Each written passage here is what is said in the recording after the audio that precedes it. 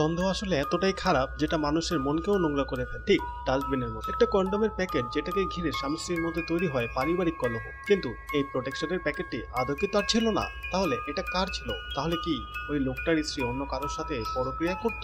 অবশ্য তার মনে এই সন্দেহ আসার যথেষ্ট কারণও রয়েছে। আর এইসব কারণ এবং প্রশ্নের উত্তর জানবো 2021 সালে মুক্তি পাওয়া ডাস্টবিন মুভিটা। আর এই গল্পের সাসপেন্স আর টুইস্ট আপনাদের মাথা ঘুরিয়ে দেবে। তো বন্ধুরা, মনোযোগ সহকারে বসে পড়ুন, শুরু করছি আজকের গল্প। মুভির শুরুতে আমরা দেখতে পাই একটা হাসি খুশি ফ্যামিলি, যারা তাদের পরিবার নিয়ে খুবই খুশি ছিল। হলিডে উপলক্ষে তারা ঘুরতে বের হয়। এই মুভির অন্যতম প্রধান চরিত্র হচ্ছে মিস্টার শর্মা আর তার ওয়াইফের নাম রিনা, এবং তাদের একটা ছোট্ট মেয়েও রয়েছে যার নাম এঞ্জেল। মিস্টার শর্মা তার ওয়াইফকে খুবই ভালোবাসতেন এবং প্রতি সপ্তাহে একবার করে পুরো ফ্যামিলিকে নিয়ে ঘুরতে যেতেন। এখানে একটা কথা বলে রাখি, রিনার স্ট্রবেরি খুবই পছন্দের।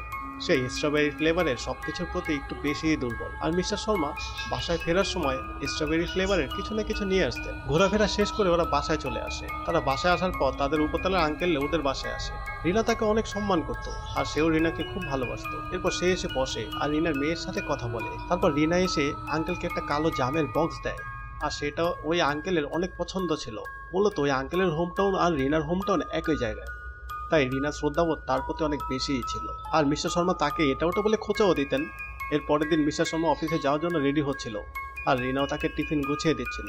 মিস্টার শর্মা বাসা থেকে অফিসের উদ্দেশ্যে বের হওয়ার সময় তাদের উপরের তলায় আরেক ব্যাচেলারের সাথে তার দেখা হয়ে যায়, যার নাম গ্যারি। সেও ওই বাসার উপরতলায় ভাড়া থাকতো। গ্যারির সাথে কিছুক্ষণ কথা বলার পর মিস্টার শর্মা ওদের কলোনির একটা মিটিং অ্যাটেন্ড করে। কলোনির সবাই চাচ্ছিল এই কলোনি থেকে ব্যাচেলারদের উঠিয়ে দেওয়া হবে, শুধু ফ্যামিলি বাসা থাকবে। কিন্তু মিস্টার শর্মা এই ব্যাপারে একদম পক্ষে ছিল না। মিস্টার শর্মা বলে, সবাই যদি ব্যাচেলারকে এভাবে তাড়িয়ে দেয় তাহলে তারা থাকবে কোথায়? এরপর মিস্টার শর্মা অফিসে চলে যায়। অফিসের সবাই মিস্টার শর্মাকে নিয়ে আলোচনা করে, বলে মিস্টার শর্মা কি সুন্দরভাবে ফ্যামিলি মেনটেন করে চলে, প্রতি সপ্তাহে ফ্যামিলিকে নিয়ে ঘুরতে যায়, ওয়াইফকে এত ভালোবাসে। সবকিছু মিলিয়ে মিস্টার শর্মার ফ্যামিলি খুবই হ্যাপি ফ্যামিলি। অফিস শেষ করে মিস্টার শর্মা বাসায় চলে আসে। দরজা খুলতে দেখে বাড়িওয়ালা আঙ্কেল, এবং আবারও মিস্টার শর্মা তাকে খোঁচা মারতে শুরু করে আর তার সাথে মজা নিতে শুরু করে। আর রিনা শুনতে পায়। রিনা শুনে মিস্টার শর্মাকে বকাও দেয়। আর মিস্টার শর্মা সব সময়ের মতো বইয়ের রাগ ভাঙানোর জন্য স্ট্রবেরি ফ্লেভারের আইসক্রিম নিয়ে আসে।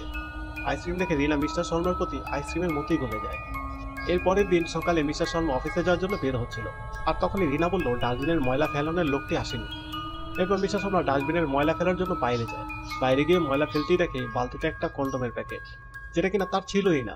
এটা দেখে তার মাথায় আকাশ ভেঙে পড়ে। এর কারণ আমরা একটু পরেই জানতে পারবো। মিস্টার শর্মা তার ওয়াইফকে অনেক ভালোবাসতেন, কিন্তু তার মনে একটা সন্দেহ বেঁধে গিয়েছিল, এই কন্ডোমটা কার হতে পারে। সে ভাবতে থাকে তার ওয়াইফের সাথে কারো অবহিত সম্পর্ক আছে। পরের দিন শর্মা অফিসে যাচ্ছিল আর কল্পনা করতে থাকে রিনা হয়তো কারোর সাথে কোনো সম্পর্কে আছে। সাথে সাথে সে গাড়ি ঘুরিয়ে আবার বাসায় চলে আসে। বাসায় আসতে আসতে রিনা তাকে জিজ্ঞেস করে, অফিস টাইমে তুমি বাসায় কেন এসেছো? তখন শর্মা বলে, অফিসের কাগজ বাসায় ফেলে রেখে গেছে। কাগজ খোঁজার নাম করে সে বাসার প্রতিটি স্থান তন্ন তন্ন করে খুঁজতে থাকে, কেউ লুকিয়ে আছে কিনা সেটা দেখার জন্য। সে রুমে কাউকে দেখতে পায় না। এরপর সে সোফায় বসে ভাবতে থাকে। রিনা তখন তার পাশে এসে বসে। রিনার সাথে কথা বলতে বললে সে ভাবে, আরে সোফার পেছনেও তো কেউ লুকিয়ে থাকতে পারে। সে লাফ দিয়ে সোফার পেছনে যায়, আর এবারও কাউকে দেখতে পায় না। এরপর আমরা বাসা থেকে বের হয়ে বাইক নিয়ে কিছুটা দূরে গিয়ে দাঁড়ায় আর বাসার দিকে নজর রাখে, কিন্তু সে সন্দেহভাজন কাউকে দেখতে পায় না। তাই সে বাসায় চলে আসে, কিন্তু এই বিষয়টা নিয়ে সে খুবই চিন্তিত। পরের দিন ঠিক 8টা বাজে মিস্টার শর্মা অফিসের জন্য বের হচ্ছিল, কিন্তু সে অফিসে না গিয়ে গতকালের সেই জায়গায় দাঁড়িয়ে থেকে বাসার দিকে নজর রাখতে থাকে। হঠাৎ একটি ছেলে আসে বাইক নিয়ে, আর এই ছেলেটি মিস্টার শর্মাদের বাসায় ভাড়া থাকে, যার নাম গ্যারি। রিনাও বাসা থেকে বের হয় আর এই ছেলেটির সাথে দাঁড়িয়ে অনেকক্ষণ কথা বলে। এই সবকিছু দূর থেকে মিস্টার শর্মা দেখছিল, আর তার সন্দেহ আরো গাঢ় হয়। এরপর মিস্টার শর্মা কল্পনা করতে থাকে তার ওয়াইফ রিনা এবং গ্যারি তাদের বেডরুমে। কিছুক্ষণ পরেই তার কল্পনা ভেঙে যায় এবং সে বাসায় চলে আসে। মিস্টার শর্মা আগের মতো এখন আর রিনার সাথে কথা বলে না। শর্মা বাসায় এসে শুয়ে পড়ে। রাত 2টায় হঠাৎ রিনার ঘুম ভেঙে যায়। তারপর সে উঠে গিয়ে দরজা খোলে, দেখে যে গ্যারি। তারপর গ্যারির পকেট থেকে সেই কন্ডোমের প্যাকেটটা বের করে, যেটা কিনা মিস্টার শর্মা ডাস্টবিনে দেখতে পায়। হঠাৎ রিনা লক্ষ্য করে যে মিস্টার শর্মাও ওদেরকে দেখে ফেলেছে।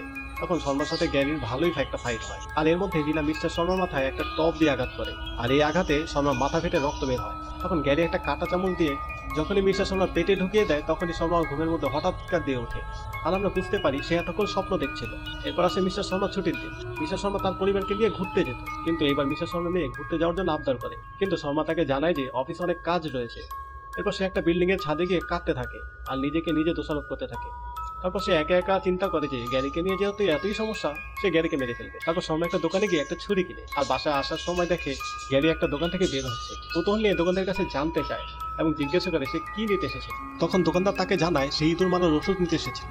মিস্টার শর্মা তখন ভাবে ওই ওষুধ হয়তো তার জন্যই কিনেছে, তার খাবারের সাথে বিষ মিশিয়ে দিয়ে রিনা তাকে মেরে ফেলবে। বাসায় এসে কলিং বেল দিতে দেখেই গ্যারি দরজা খুলেছে।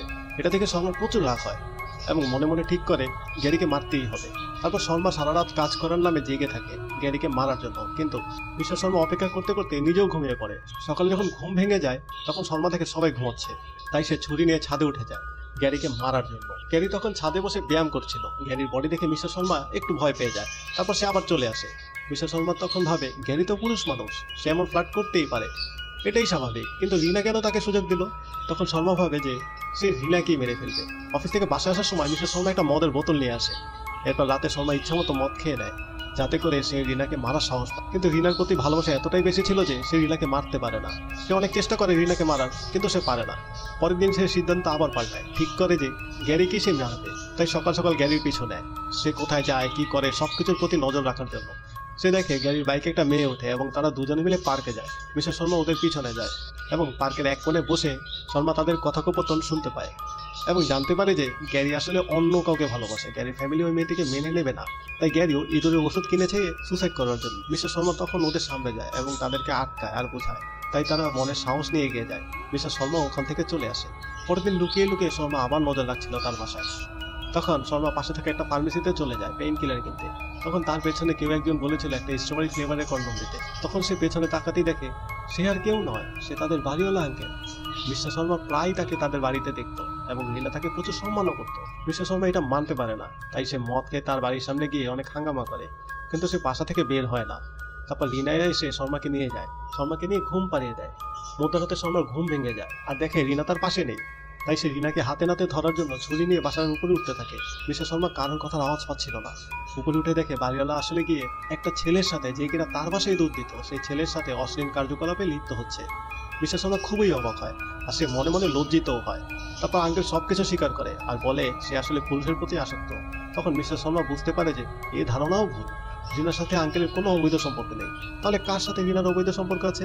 এটা ভেবে মিস্টার শর্মা কেঁদে ফেলে। তারপর আঙ্কেলকে সবকিছু খুলে বলে। এরপর সেই আঙ্কেল আর মিস্টার শর্মা মিলে ওই দিনের সিসিটিভি ফুটেজ দেখে। ওই দিন গ্যারি আসলে সবার চোখে ফাঁকি দিয়ে তার গার্লফ্রেন্ডকে নিয়ে তার রুমে আসে আর গ্যারি ওই প্যাকেটটা মিস্টার শর্মাদের ডাস্টবিনে ফেলে দেয়, যেটা থেকে মিস্টার শর্মা তার নিজের ভুল বুঝতে পারে। তখন সে নিজেকে দোষারোপ করতে থাকে।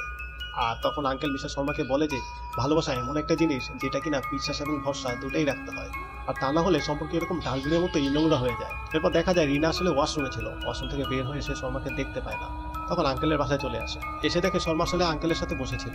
এরপর মিস্টার শর্মা এবং রিনা একসাথে ঘরে চলে যায় এবং এর মধ্যেই মুভিটা এখানে শেষ হয়ে যায়।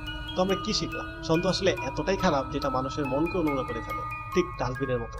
যেমনটা আমরা ঘটনা শুরুতে বলছিলাম, এমন অনেক ঘটনা অহরহ আমাদের চারপাশেই ঘটছে। মিথ্যা ছন্দের কারণে অনেক সুন্দর সুন্দর সম্পর্ক নষ্ট হয়ে যায়। তো বন্ধুরা, পরবর্তী ভিডিও দেখার আমন্ত্রণ জানিয়ে শেষ করছি আমাদের আজকের গল্প।